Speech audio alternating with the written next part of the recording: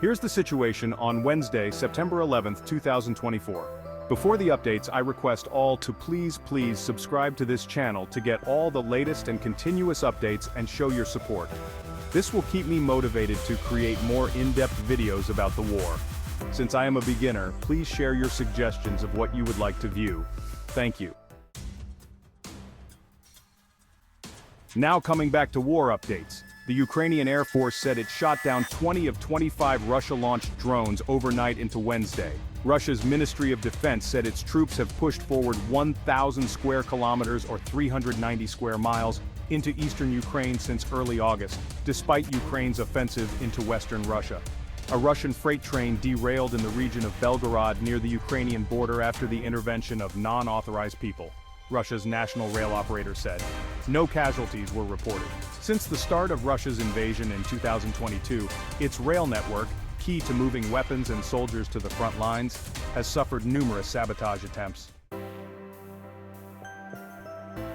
United States Secretary of State Antony Blinken and British Foreign Secretary David Lammy are traveling to Kyiv in a rare joint trip to meet Ukrainian President Volodymyr Zelenskyy, who has pressed for the West to send more weapons and lift restrictions on their use deeper into Russia.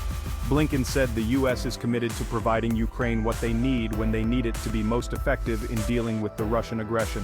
Zelenskyy promised to forge a strong global response to any power supporting Russia's war effort, saying, "We will do everything, not just to defend our state and people, but to truly consolidate the world."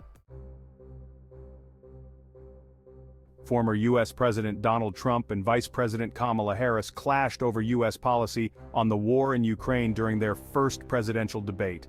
Trump said he would press to just get this war finished and get it done if elected. Harris accused Trump of being willing to give up to pressure from Russian President Vladimir Putin, who she said would eat you for lunch.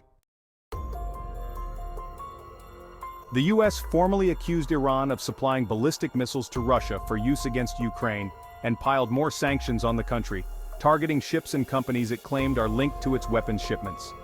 Britain, France, and Germany announced they would sever aviation agreements with Iran and sanction its national air carrier over Tehran's alleged supply of missiles to Russia. Iran denied it was sending missiles to Russia and promised to respond to the new sanctions. This action of the three European countries is the continuation of the hostile policy of the West and economic terrorism against the people of Iran, which will face the appropriate and proportionate action of the Islamic Republic of Iran, said Nasser Kanani, spokesman of Iran's Ministry of Foreign Affairs. Russia claims Kursk counteroffensive pushing back Ukraine forces.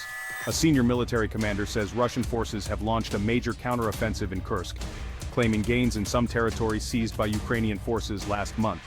Major General Apti Alaudinov, speaking to Russia's TASS news agency on Wednesday, said the campaign has successfully pushed Ukrainian troops out of about 10 settlements they had captured in the western region.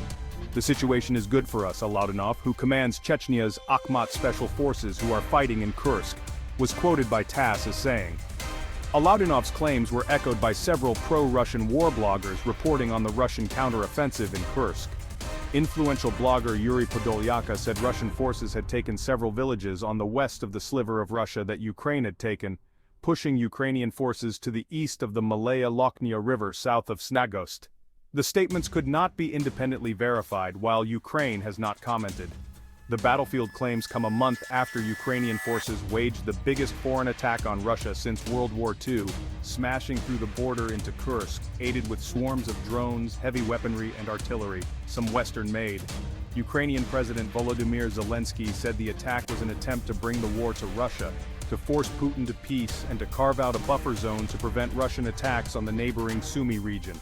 As of last week, he said Ukrainian forces were in control of 100 settlements in the region, spanning an area of more than 1,300 square kilometers or 500 square miles. However, Ukraine's surprise assault in western Russia did little to reverse Moscow's gains in eastern Ukraine, with Russian forces steadily advancing in the war-battered Donbas region.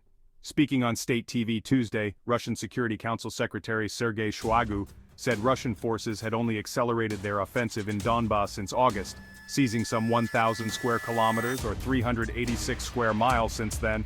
Shoigu, who sits at the heart of Kremlin policymaking on the Security Council, added that Moscow would not negotiate with Kyiv so long as its forces were on Russian soil, a position he said that Russian President Vladimir Putin also holds. Biden says working on Ukraine use of U.S. long-range weapons inside Russia. President Joe Biden has said his administration is working out whether to authorize Ukraine to use United States-made, long-range weapons inside Russia, provoking anger in Moscow. Ukrainian President Volodymyr Zelenskyy has repeatedly called for restrictions on Western-supplied long-range weapons to be lifted so his forces can strike airfields, ammunition depots and command centers deep inside Russia, also increasing the costs of the invasion for Moscow. Biden, when asked by reporters on Tuesday whether he would allow Ukraine to use such missiles to target sites inside Russia, said, "We're working that out right now." Can Ukraine effectively use it? Questions over Ukraine's use of long-range weapons are expected to be on the agenda as U.S. Secretary of State Antony Blinken and British Foreign Secretary David Lammy visit Ukrainian capital Kyiv on Wednesday. Blinken, speaking to reporters in London before the trip, declined to say whether Washington would greenlight such weapons for use in Russia, saying numerous factors were under consideration. "It's not just the system itself that counts," said Blinken. "You have to ask, can the Ukrainians effectively use it, and sometimes that requires significant training, which we've done. Do they have the ability to maintain it?" On Wednesday, Lammy said Britain had sanctioned 10 ships in Russia's shadow fleet of vessels, which it says use illicit practices to avoid Western embargoes on Russian oil. Today's sanctions further undermine Russia's ability to trade in oil via its shadow fleet, he said in a statement. "Alongside our partners, we will continue to send a stark message to Russia that the international community stands with Ukraine, and we will not tolerate this illicit fleet."